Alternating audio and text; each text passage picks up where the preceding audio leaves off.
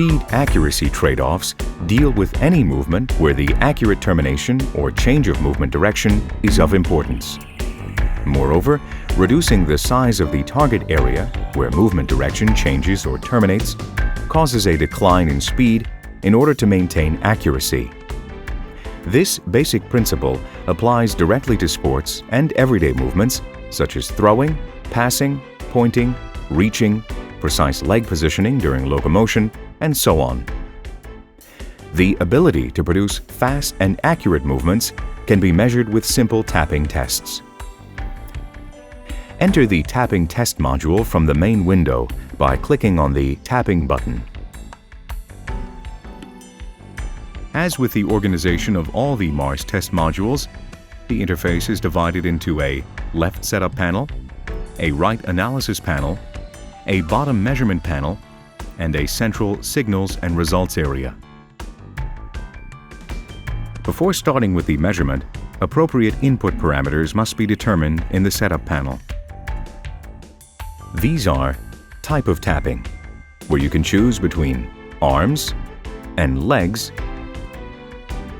side, where you can choose between left and right, and duration, which is defined in seconds. To start with the measurement, click on New Measurement. After launching the test module and clicking the New Measurement button, initialization and offset takes place. If necessary, the measurement mode can be cancelled by pressing the Cancel button. The goal of the task is to produce high-frequency tapping with a chosen limb over the entire time interval. It is crucial to conduct the whole amplitude tapping.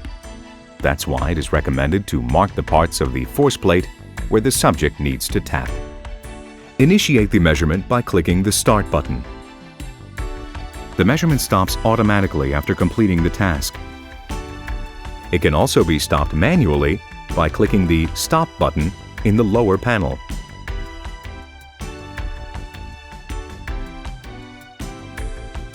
The measurement can be repeated by clicking on New Measurement, thus not saving the previous repetition.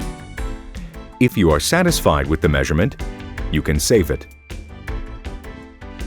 The central window displays the ground reaction force of the whole task. The ground reaction force signal can be viewed under the Signals tab. The data from the analysis can be viewed under the Results Table tab. A more thorough description of the parameters can be accessed by right-clicking on the parameter name. Options for displaying specific sets of parameters can be accessed under the Parameters View menu in the right panel. For more information on this topic, please refer to Tutorial 7.